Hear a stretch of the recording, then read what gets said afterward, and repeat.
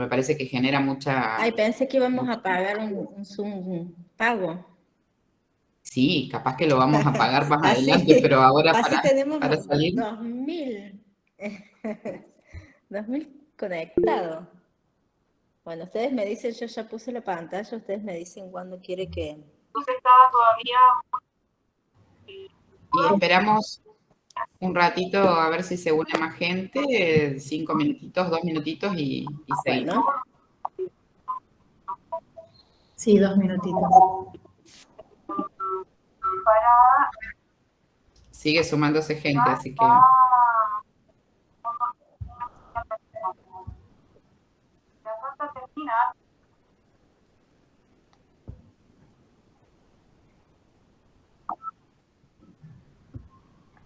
yo pensé que iba a estar Miguel hoy también, así le decíamos algo.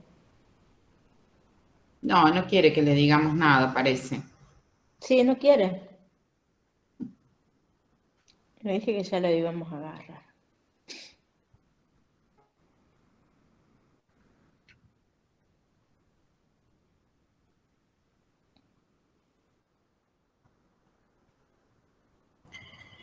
No, no hace falta que se vuelvan a anotar en la asistencia, ¿eh? Hay alguien que está preguntando por el chat y veo que hay muchas asistencias. No sé si ya firmaron la asistencia en la primera hora, no hace falta la segunda hora. Bueno, me parece que empecé, que sigamos, Marcel. Bueno, entonces a partir de esta situación epidemiológica son las recomendaciones que emite el Ministerio de Salud de la Nación, que obviamente salen emanadas. Yo les quiero contar esto también para que ustedes sepan, todas las recomendaciones que salen a nivel nacional son puestas en común con las provincias y nosotros vamos opinando, ¿sí? Y vamos aportando para la construcción de estas recomendaciones. Entonces, algo que nosotros ya venimos trabajando y se viene hablando, y qué es lo importante de dejar escrito, qué es lo importante que sepamos en las provincias que a lo mejor eh, no refleje la realidad, pero cada uno le va a ir matizando y le va a ir poniendo también su color, pero esto es el estándar, digamos. Se puede ir más fino, pero eso es más a nivel provincial porque esto obviamente tiene un nivel federal y tiene que ser lo más abarcativo posible. Entonces, en primer lugar, volver a decirles esto, estamos revisando de nuevo con Nación y estamos discutiendo la definición de caso sospechoso. Obviamente hubo también reunión de expertos a nivel nacional con los infectólogos referentes, con el laboratorio del Instituto Maestegui, que es referente también en esta patología, para armar el cuadro clínico característico. Ustedes saben que la definición de casos para epidemiología son los síntomas más frecuentes de esta enfermedad y las definiciones son bastante amplias para que no se nos escape nadie, ¿sí? Y que después pueden ir haciéndose un poco más específicos de acuerdo a lo que se vaya observando en la patología. Entonces, para definición de caso sospechoso, inicialmente estamos tomando toda persona que proceda de zonas con casos confirmados de encefalitis del oeste o presencia de equinos enfermos y muertos o muertos en los últimos 10 días y que presente fiebre de comienzo brusco, acompañada de cefaleas o mialgias, sin afección de las vías aéreas superiores, sin foco aparente y que presente manifestaciones neurológicas. Lo primero que se apuntó, digamos, es incluir la afectación neurológica como característica de esta patología, sabiendo que la mayoría puede presentarse con cefaleas y quizás fiebre, ¿sí? Entonces, meningitis o encefalitis y sin otra patología definida. En este momento estamos planteando abrir esta definición de casos que va a ser igual que la de dengue, ¿sí? Y entonces será el laboratorio quien vaya a hacer los diagnósticos diferenciales y va a ser también el médico quien ponga el antecedente de vivir en un campo o estar en una zona donde hay casos confirmados con ese hermoso mapa que les mostré que está todo pintado. Entonces, ¿quién vamos a poder sacar de esa de ese diagnóstico diferencial y muy pocos. Pero lo interesante de esto también es que no recibimos tantas notificaciones de encefalitis. Sí de meningitis, la mayoría tiene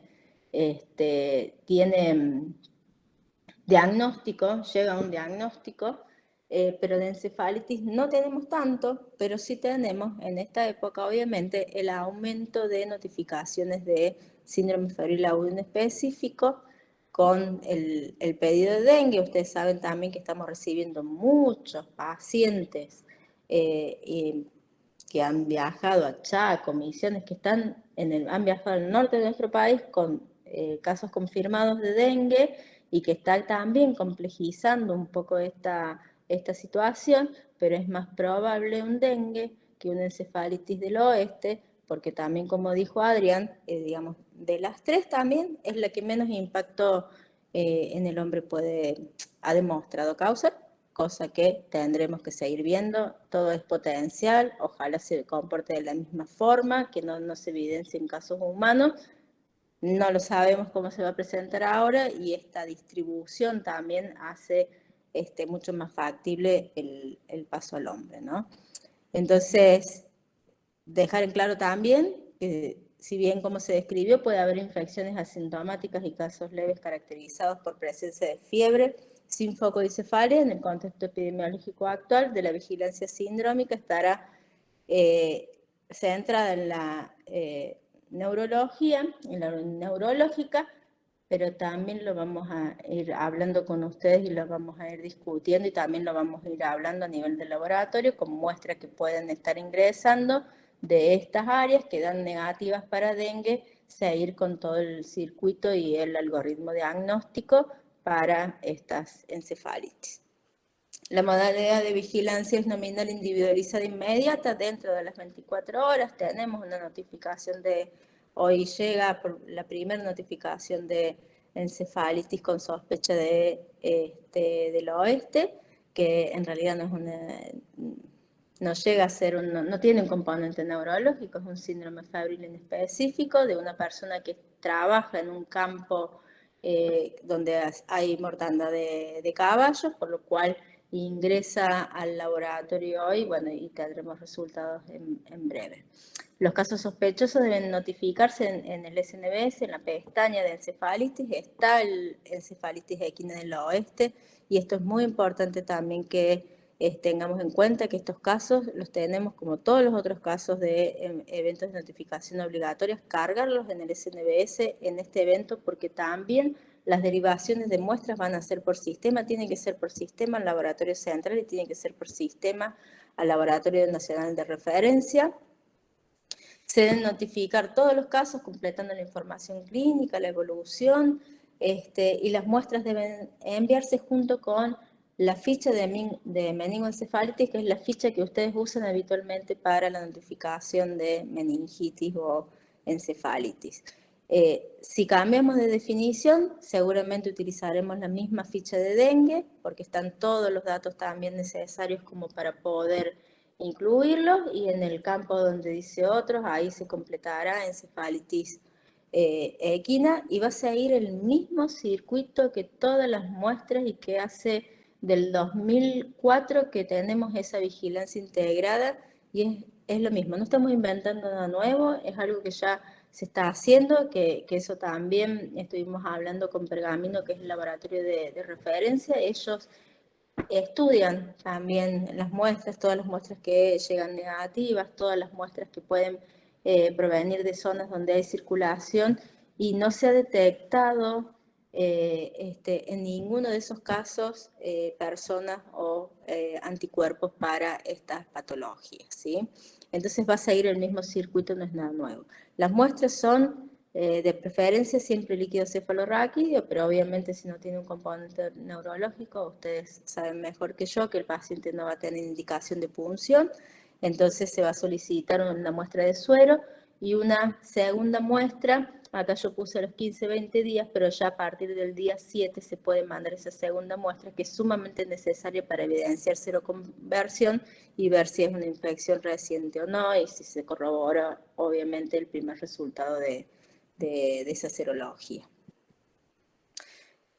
Acciones ante caso, esto es lo más, la verdad que es lo más consultado y es lo que nosotros tenemos que tener en cuenta. Por el momento, la acción principal la tiene SENASA, nosotros como Ministerio de Salud acompañamos. Es totalmente distinto también el acompañamiento que había con gripe aviar. No se hace el seguimiento de estas personas en el campo, no se va haciendo este seguimiento clínico que teníamos cuando se detectaba un caso positivo. La recomendación no es la misma, pero también tiene que ver con el impacto zoonótico que tiene esta patología y lo que se sabe hasta el momento también de esta patología, pero no quiere decir que después no pueda cambiar. Igual nosotros tenemos vamos a hacer una vigilancia, estamos haciendo en realidad una vigilancia más activa. Ante la ocurrencia de casos equinos en la región, debe realizarse búsqueda activa y pasiva en casos humanos. ¿Qué quiere decir esto? La activa es que yo voy a buscarlo al campo. Nosotros estamos enviando toda la información que nos pasa SENASA de los campos. Nosotros tenemos la georreferencia del lugar, tenemos la localidad, tenemos el nombre del propietario con un teléfono. Eso lo estamos trabajando a nivel municipal. Estamos hablando en muchos casos, hablamos con nuestros referentes. Eso depende cómo se vaya manejando en territorio, depende también de si sabemos que son más o menos activos los municipios. A veces se lo pasamos a nuestro referente epidemiológico y ellos, como ya tienen las redes súper armadas con los municipios, se los van pasando a los municipios para que tomen contacto con su población y que se pongan a disposición y que haya también esta búsqueda de síntomas de los últimos 15 días. Y lo que les estamos pidiendo no es que llamen como hacíamos antes con gripe aviar cada 48 horas, sino que por lo menos hagan un llamado entre medio de los 15 a los 7 días de ese contacto y después uno más a los 7 días del segundo contacto, es decir, el día 15, como para tener esa llegada. Y obviamente dándole las recomendaciones, que ya las vamos a ver, pero también dándole las claras definiciones de cómo pueden ser los síntomas para que concurra al sistema, al centro de salud o al hospital que tenga más cercano, ¿no? Y después la forma pasiva, que es esto que también que les estoy diciendo. Ustedes tienen un paciente que viene de una zona de campos positivos. A veces ustedes no tienen esa información, pero sí la persona lo tiene. Estas personas están un poco con miedo, hay como mucho, no sé cómo decirlo, hay mucha desinformación entre las personas que está ocurriendo, porque esto no está ocurriendo en ciudades, ¿no? Esto está ocurriendo en el campo. Algunos lugares tenemos con equinos cerca de lo que es la ciudad, pero no son tantos. Entonces también llegar con información es bastante complicado, por eso también esa comunicación que hacemos. Pero ustedes en consultorio también tienen que estar atentos a esto, preguntarle al paciente si trabaja en un campo, si tiene animales muertos, y como para poder tener un poco de anamnesis y también que los orienten a solicitar este diagnóstico, ¿sí? Y esto, bueno, seguramente ustedes lo van a hablar, pero al no existir un tratamiento antiviral específico, las personas que presenten síntomas neurológicos deben ser evaluadas por un especialista y requieren un monitoreo estrecho.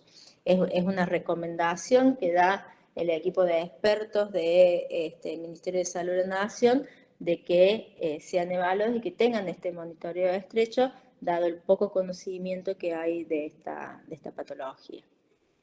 Medidas en la institución de salud, no les voy a decir nada nuevo, son las medidas que ya deberían tener por dengue, ¿no? Entonces, mantener ventanas cerradas, colocar mosquiteros, utilizar en las salas de espera y atención, en lo posible, acá decimos aparatos eléctricos. Esto lo discutimos mucho con Nación porque la verdad que a veces se hace muy, muy difícil, pero sí tener repelentes, trabajar mucho en las zonas subyacentes del área de atención para identificar y eliminar potenciales reservorios de mosquitos.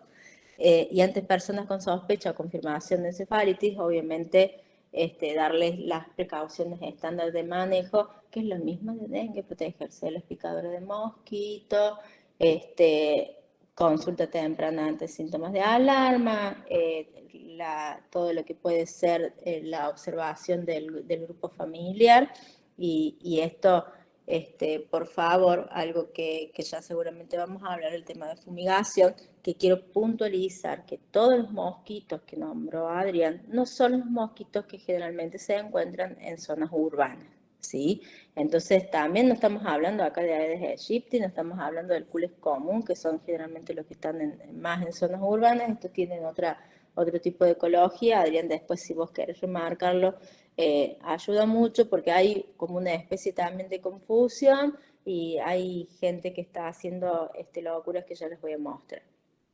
Entonces, dada la ecología de los potenciales vectores, se dificulta mucho las medidas. Esto es lo mismo de dengue, o sea, tiene un ciclo acuático que los productos que nosotros tenemos en este momento para trabajar no lo afecten. Entonces estamos matando un 20% quizás de la población total de mosquitos que tenemos, porque un 80% están en las aguas esperando emerger, no tienen acciones residuales en general, pero esto también hay que decirlo, en el ámbito rural hay otros productos que pueden tener mayor residualidad y se pueden utilizar, pero en ningún caso está indicado o recomendado la fumigación masiva.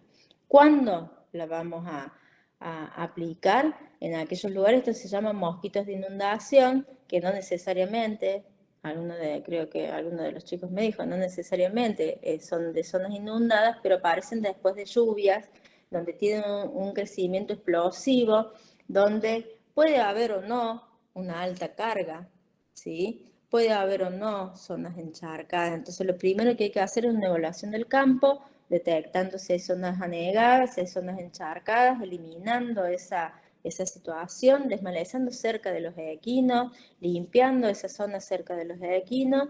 Si hay una alta carga, ahí se podría recomendar, pero tiene que haber una inspección responsable, porque lo que pasa siempre con la fumigación parece que fuera una acción preventiva, y no es una acción preventiva, es una acción de control puntual que va a bajar la masa gruesa de esos mosquitos que pueden estar en ese momento, pero que a los 15 segundos, 15 minutos surgen otros nuevos mosquitos que están en el charco y el producto no le hizo nada, ¿sí?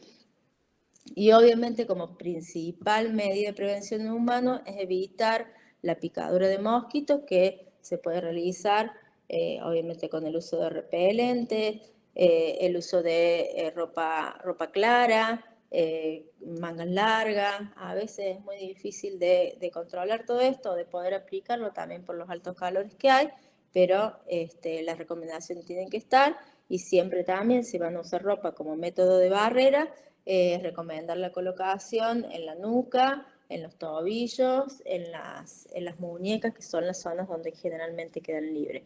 Y esto es lo que le decía, de que tenemos que fuertemente salir con comunicación, y estamos hablando con muchos municipios de que la acción de fumigación, y esto pasó también porque hubo un silencio bastante grande desde que salió esto hasta que nosotros pudimos salir con información clara y obviamente respaldada con evidencia.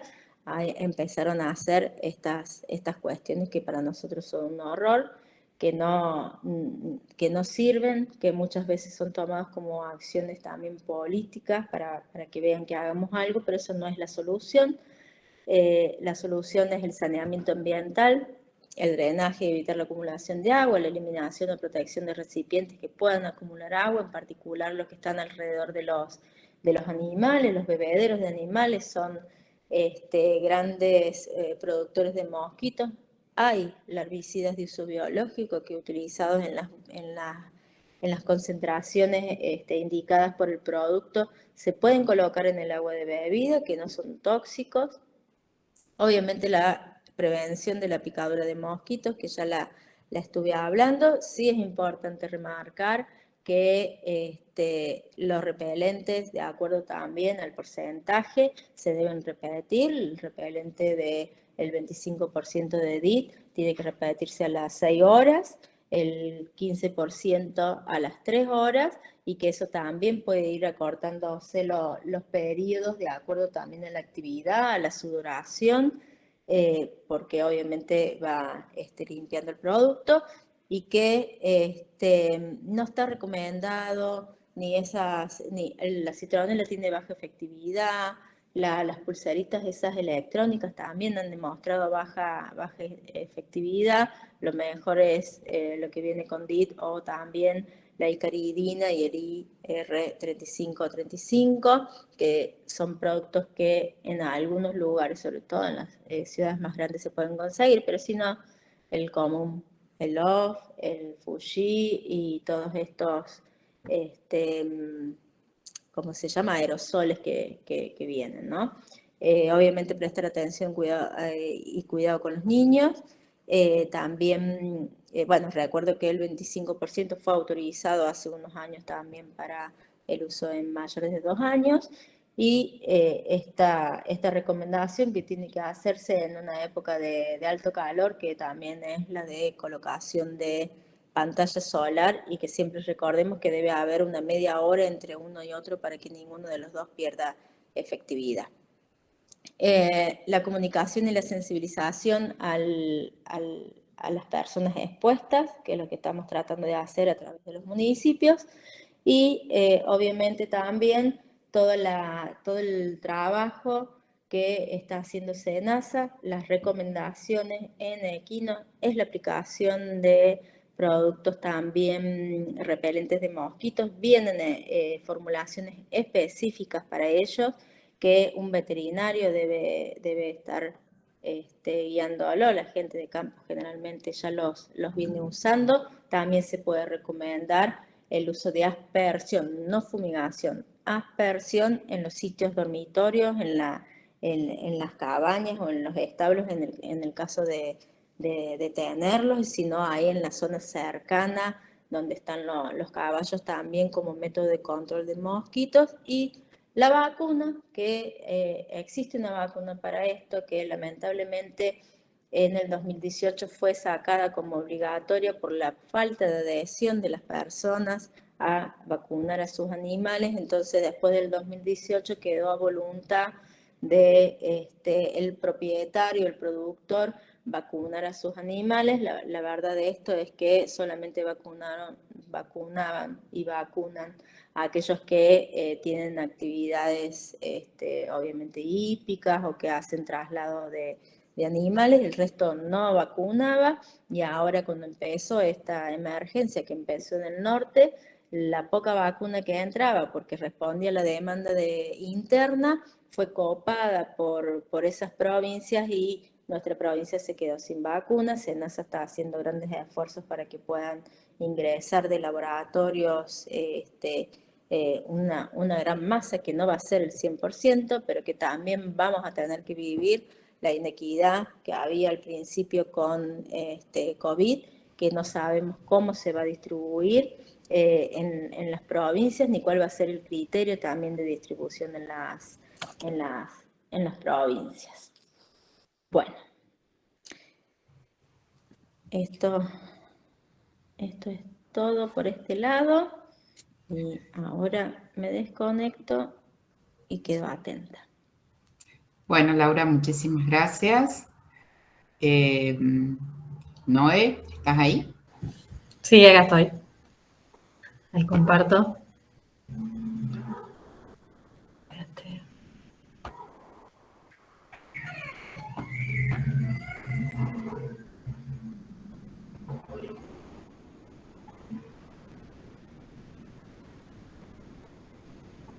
¿Están viendo ahí?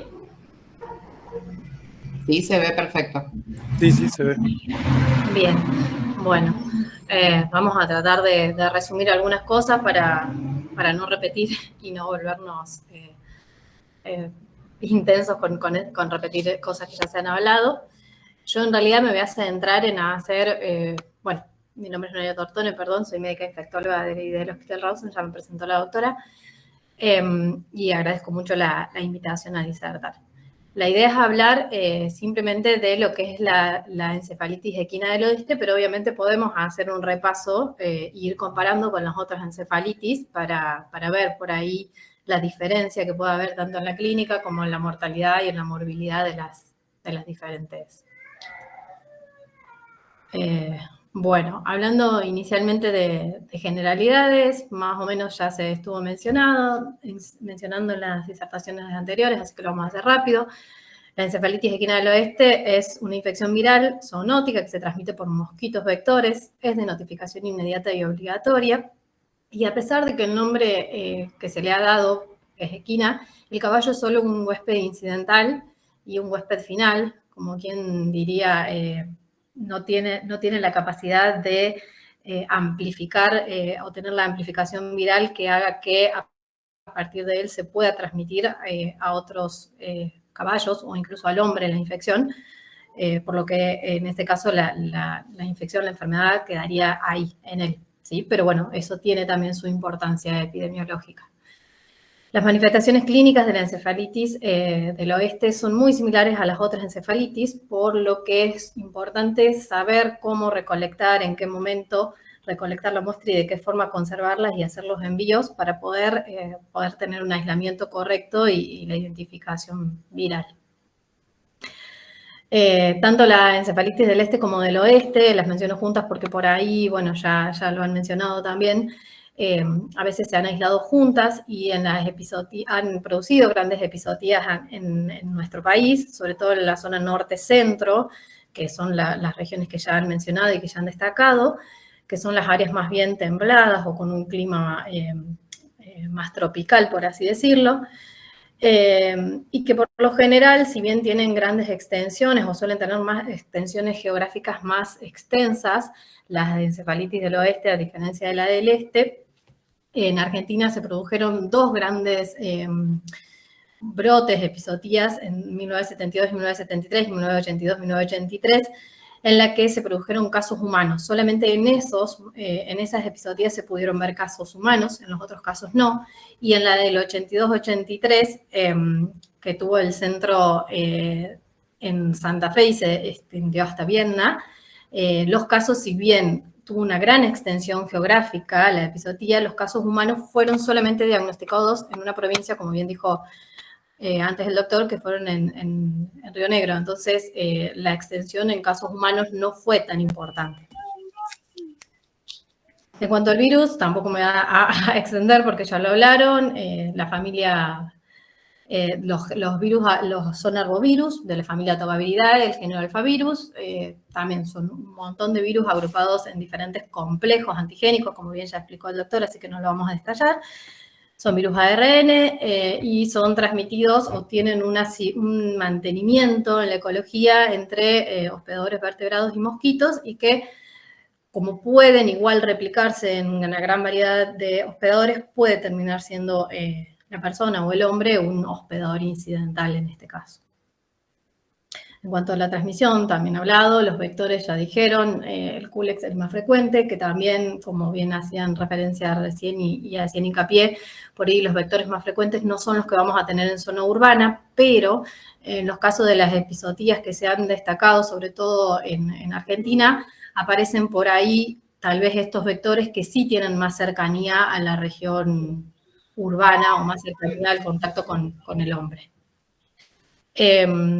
Y como bien digo, ahí en ese caso se puede destacar el Aedes. Destacar que en el caso del mosquito, la transmisión puede ser vertical, o sea, de la madre de la hembra a sus crías, o incluso transmisión sexual entre ellos mismos. Y la transmisión hacia el hombre va a ser exclusivamente por el mosquito hembra, que es el único de los dos, macho y hembra. La hembra es la única que se alimenta de sangre, por eso la única que podría transmitir son los mosquitos hembra.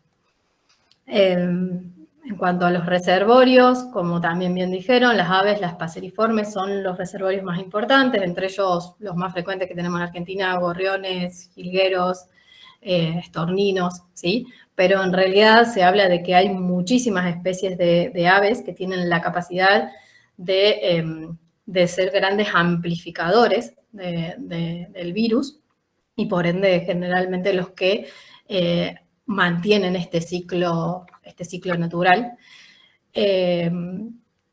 Bueno, ahí están todas porque son muchísimas y un grave problema que se encuentra en estos casos son, como ya mencionaron también, y que se pueden dar en muchos ejemplos y en los que hay muchos reportes de casos y un montón de estudios en los que se hable de las aves migratorias, que son sobre las que no vamos a tener un control y sobre las que existen pocos estudios en realidad, porque es muy difícil llegar a ver cuánta circulación hay de virus. De todas formas, hay un montón de estudios en los que el doctor después lo sabrá explicar aún mejor que yo, se determina que no todas las aves tienen la capacidad de ser reservorios o tener la capacidad de esta amplificación, y en base a eso se las puede clasificar en competentes, muy competentes, probablemente competentes, poco competentes o incompetentes, y entre ellos destacar, por ejemplo, que las palomas y las gallinas o los pollos son considerados no competentes para la replicación. ¿Por qué hago este resalto? Porque son por ahí lo que más contacto o más cercano vamos a tener acá en cuanto a hacer contacto con la población o con el ser humano sería.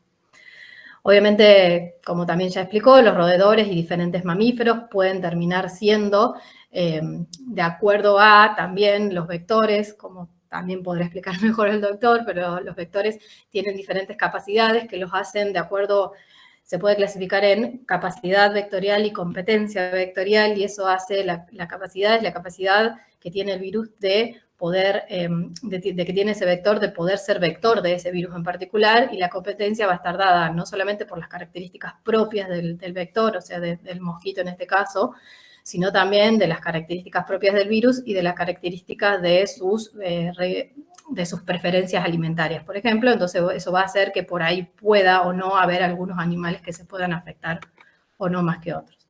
Y obviamente también hay algunos reportes en los que habla de la posibilidad de que hasta incluso los reptiles pueden ser reservorios de este virus.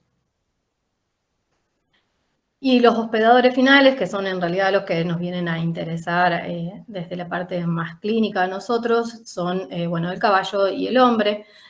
Como bien dije, el caballo no produce una amplificación viral suficiente, es muy insuficiente, lo que no lo hace con capacidad para transmitir a otros caballos o a otros animales o incluso al hombre. O sea que nuestra fuente de infección en sí no sería el caballo, pero obviamente la presencia del virus en el caballo nos habla de la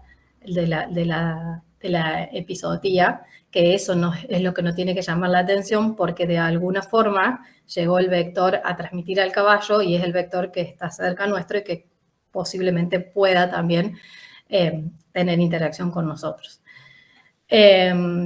La encefalitis del oeste, en lo que es a nivel de los equinos, suele tener grandes secuelas, pero tiene alta mortalidad. En realidad hay gran pérdida económica, hay desde las primeras epizotías cuando se descubre el virus en Estados Unidos y Canadá, hubo grandes pérdidas equinas hasta que se pudo obviamente producir la vacuna. Se llegaron a perder 350.000 caballos en una primera epizotía, en una segunda se perdieron un poco menos. Entonces estamos hablando de una gran pérdida también económica y desde otro aspecto.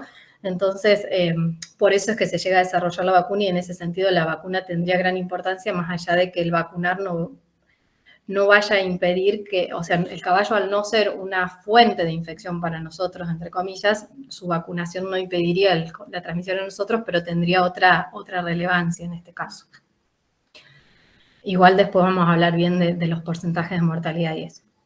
Y en el caso del hombre es más o menos lo mismo, es un hospedador definitivo e incidental, y sí, en este caso la transmisión va a ser por la picadura de un mosquito, y muy raramente se han reportado casos, más bien hablando de la encefalitis del este, es donde más bien están reportados, pero que habría que tener precauciones considerando la encefalitis del oeste por un accidente ocupacional. Se habla de casos de aerosolización de los productos de los animales que se utilizan para la inoculación viral para producir el cultivo viral.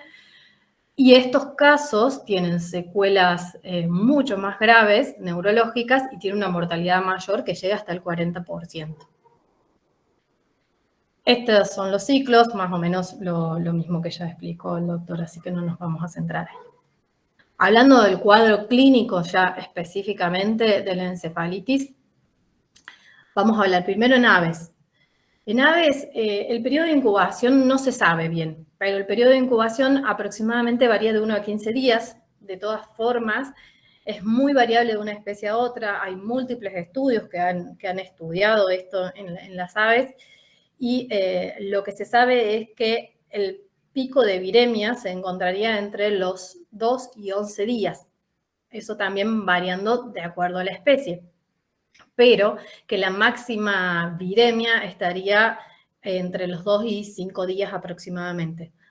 Generalmente el ave es asintomática, pero son las grandes amplificadoras de estos virus.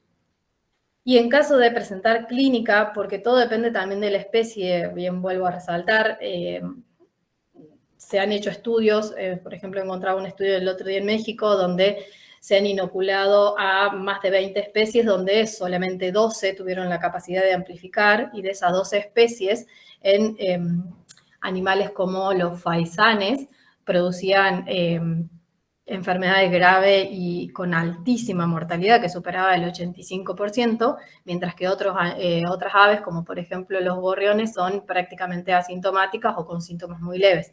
Por eso la diferencia entre las especies también.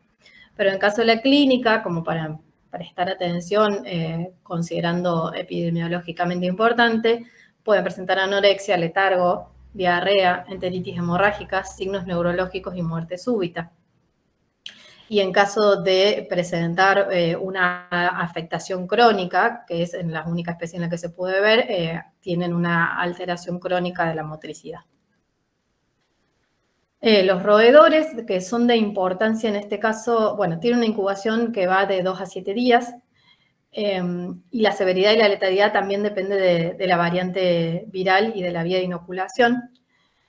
¿Por qué resalto los roedores? Porque son los animales que se van a utilizar fundamentalmente para inocular y poder obtener el aislamiento viral, sería, ¿sí?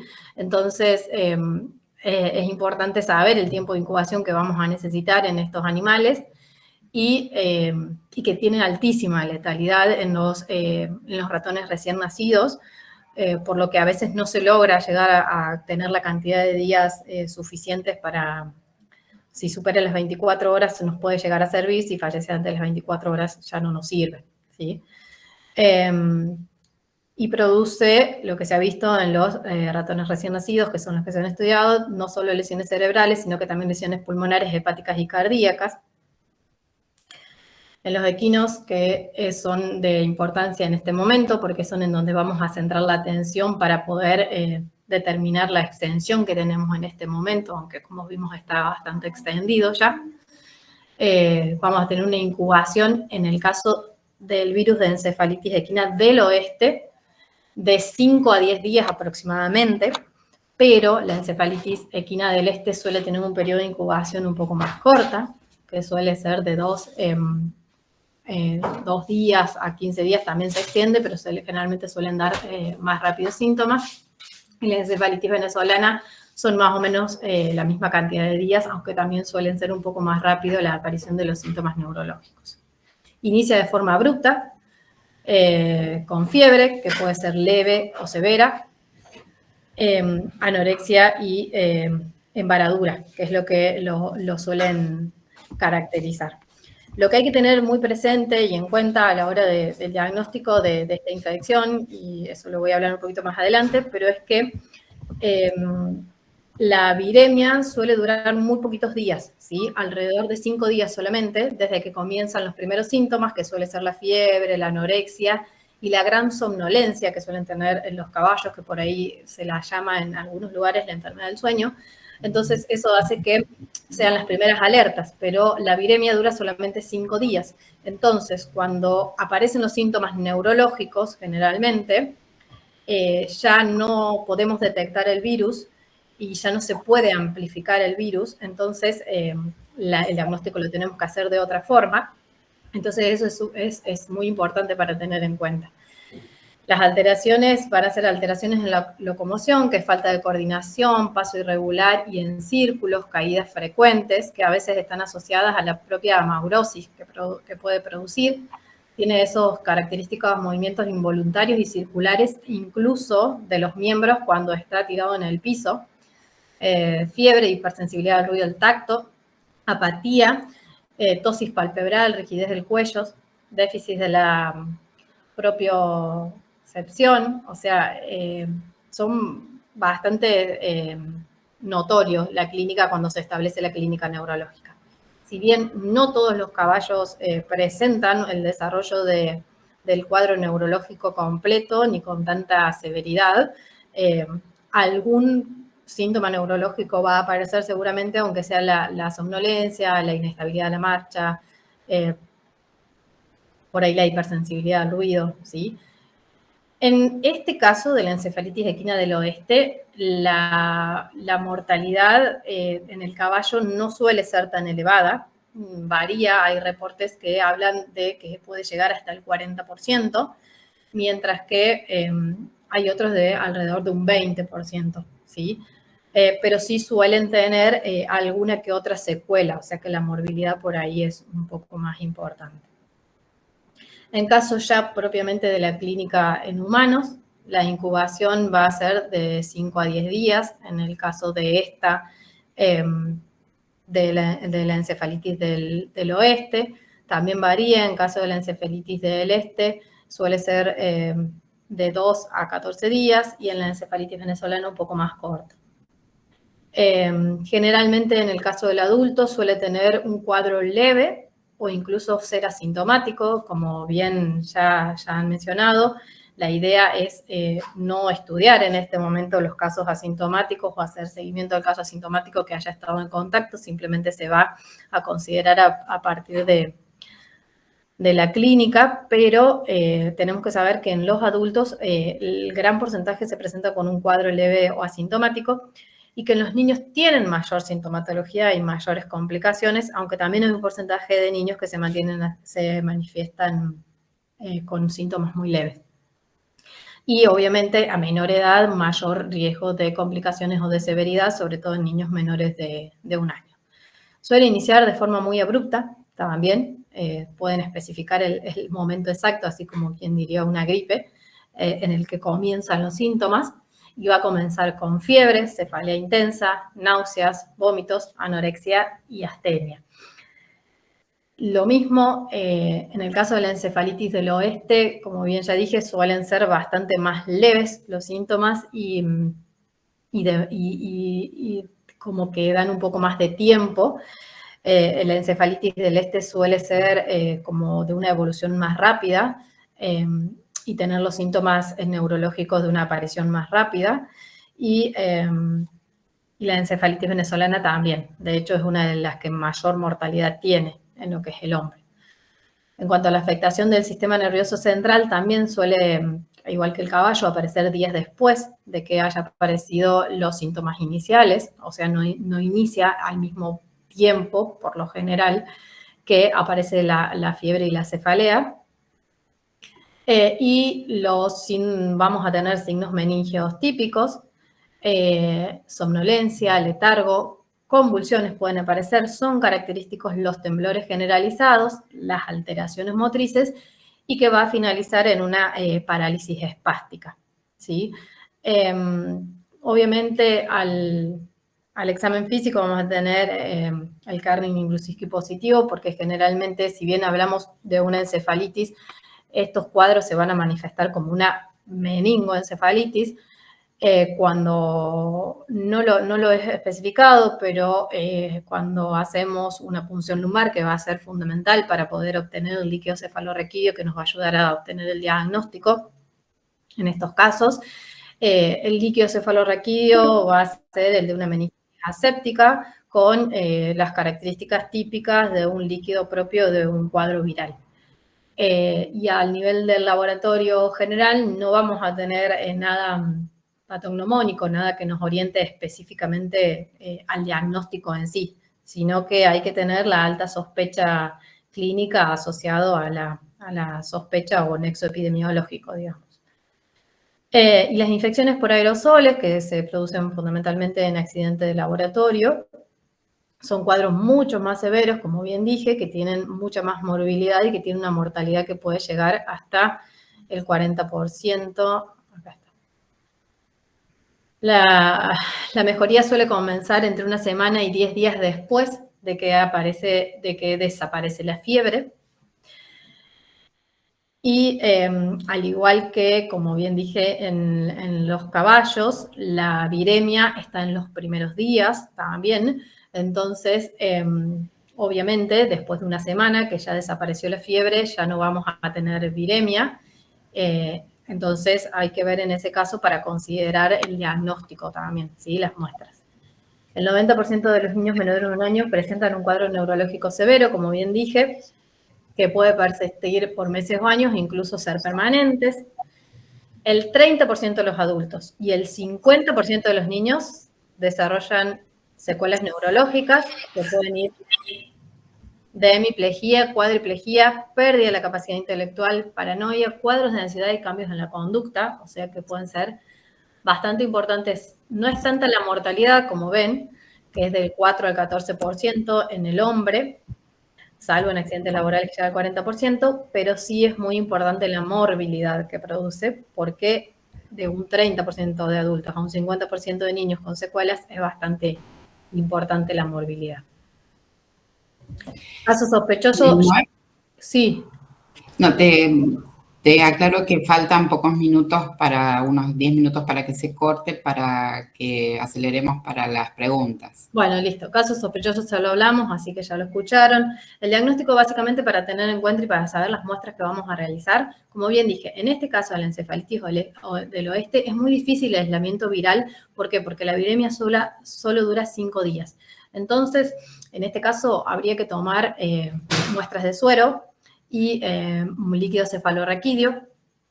Y en el caso del hombre, muestras de suero y líquido cefalorraquídeo que deberían ser antes de los 7 días de inicio de los síntomas y una muestra variada de suero a los 14 días, por lo menos 14-20 días del inicio de los síntomas.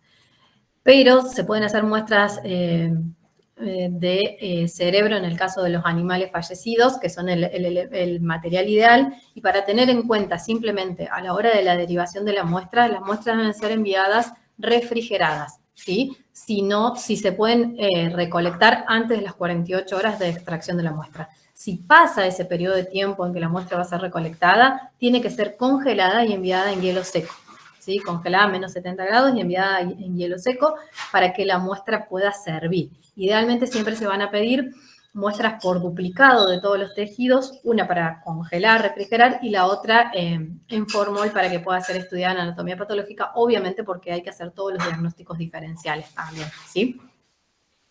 Los cultivos, simplemente mencionar que tienen que ser hechos en un nivel, en un laboratorio con un nivel de bioseguridad y bioprotección adecuado para manipulación de estas muestras, eso ustedes ya lo saben, como cualquier cultivo viral.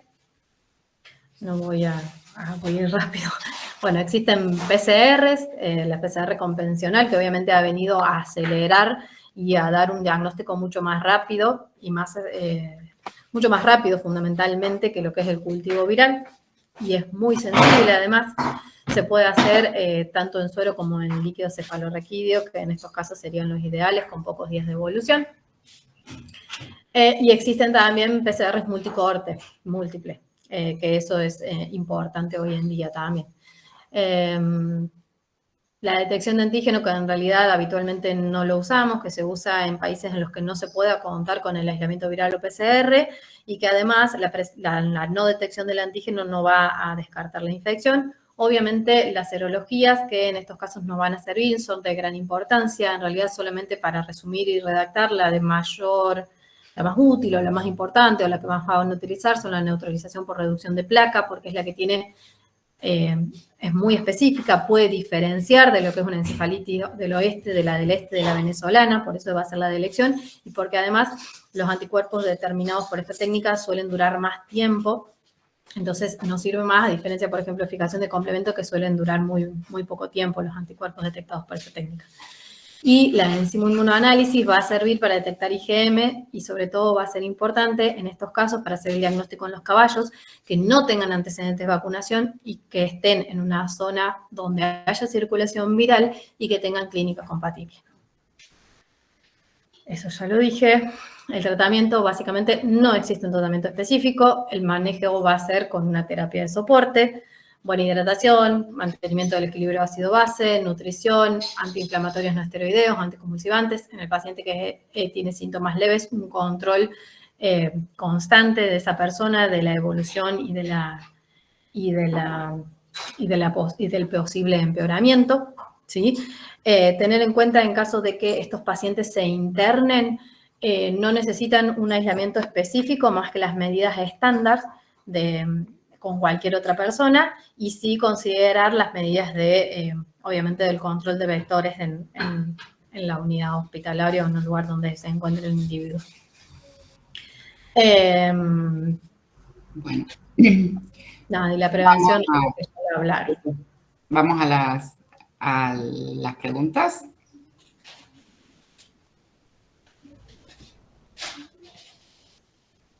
Estoy compartiendo todavía, sí. Bueno, muchas gracias, Noelia. Quería saber si tienen algo más que agregar los otros disertantes, si no pasamos a algunas preguntas que hay en el chat o alguna que quieran hacer. Simplemente remarcar que hay, digamos, normativas provinciales en cuanto a los tipos de muestra para enviar. Obviamente lo que Noelia menciona es lo que está en la bibliografía, pero no es lo que se está haciendo, todo eso que explica. Obviamente también hace referencia que en las muestras animales es SENASA quien toma las muestras, quien las envía al laboratorio. En este momento está haciendo el Vanela, quien está procesando esas muestras. Adrián, si vos querés decir qué es lo que están haciendo en cada una de ellas está bueno, pero tengamos en cuenta los roles rectores que tiene cada organismo para manejar esta situación. Estamos teniendo en algunas cuestiones problemas con SENASA en cuanto a las recomendaciones que a veces se malentienden porque ellos están diciendo sí, fumigar, pero es fumigar en el espacio donde está el equino, en donde duerme el equino, no es una fumigación masiva. Es importante también saber que hay también un ruido en cuanto a aquellos productores que no tienen el diagnóstico confirmado, que un poco se resisten a tener ese diagnóstico sin haber recibido un papel con la notificación, pero bueno, son cuestiones que vamos a ir trabajando y que bueno, que seguimos trabajando también con el Vanela para ver estas otras estrategias que vamos a tratar de implementar para tener una noción acabada de cómo está distribuyéndose y hasta cuándo se va a distribuir este brote. Bien. ¿Alguna pregunta de los asistentes? ¿Algún comentario?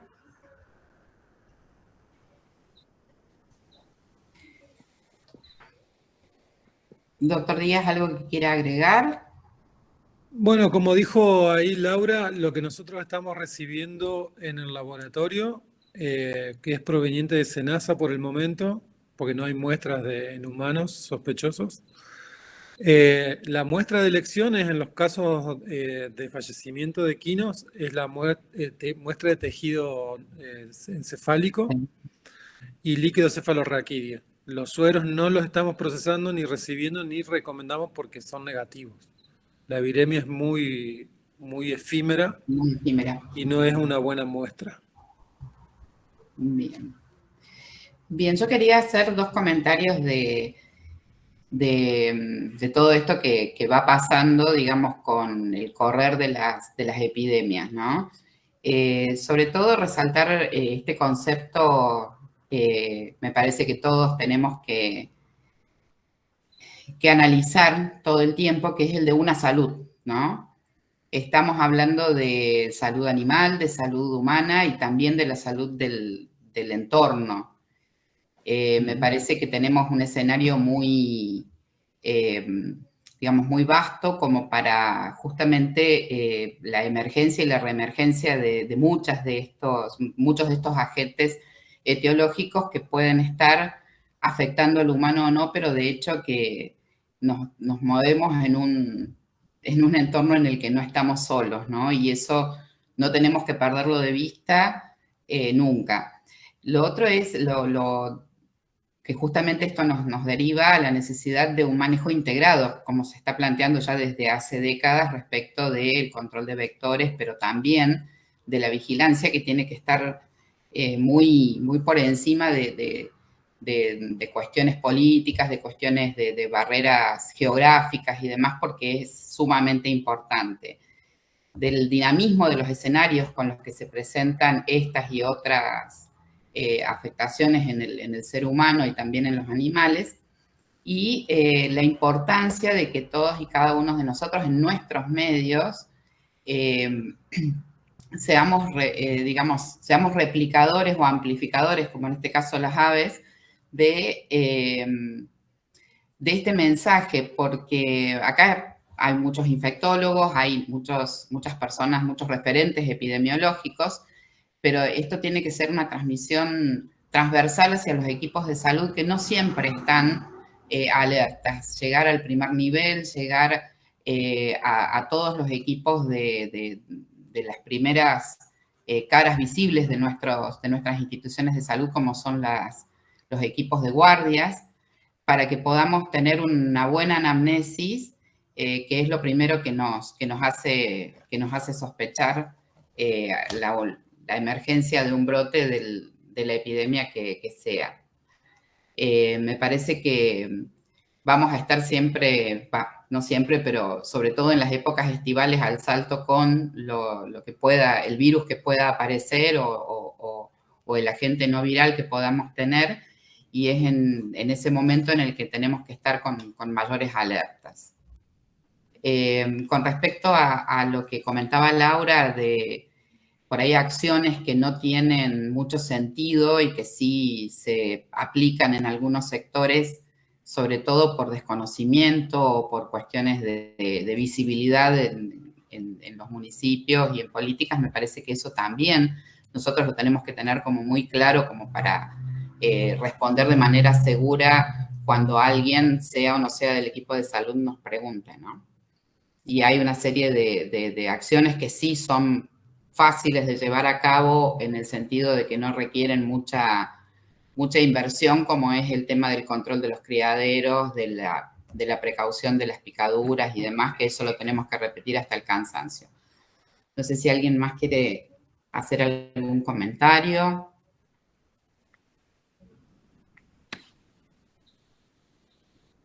Yo agradecer la invitación, agradecerle a Adrián también que se sumó en el mensajito del domingo, así que gracias por siempre acompañarnos, Adrián, y bueno, ponernos de nuevo a disposición para si quieren que repitamos esta charla, si podemos pensar quizá, bueno, la época no es buena, nunca es buena nada, nunca es buena la época, pero podemos pensar algo si quieren presencial y bueno, y ir hablando, digamos, quizás un poco más con profundidad, y la verdad que la presencialidad nos permite también discutir y ampliar esta discusión que tiene muchas cosas interesantes, que tenemos mucho por conocer, que esperamos que Adrián y el equipo pueda hacer el estudio ecológico de esto, que podamos ir a capturar mosquitos, que podamos ir a ver aves, roedores, y que podamos caracterizar lo que está pasando, que no es menor, y que podemos, no sé, en esto también todos sabemos, el año que viene puede haber de nuevo un brote, puede no haberlo, puede estar ausente otros 20 años y después volver, pero bueno, digamos, Bueno. Pero dejo que vos también termines y saludes. Bueno, ya se está cortando la llamada, así que muchísimas gracias a todos y a todas, y veremos si esto se repite. Bueno, gracias, hasta luego. Quedo atento, muchas gracias por la invitación. Buen fin de semana.